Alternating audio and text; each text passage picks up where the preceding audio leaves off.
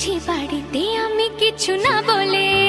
Tick tick tick tick ঘড়ির সাথে সাথে তাল মিলিয়ে এই তো এলে, তবে কেন এখনই যাবে চলে? ও বলো কি বলার আছে, এসেছি তোমার কাছে। শোনা,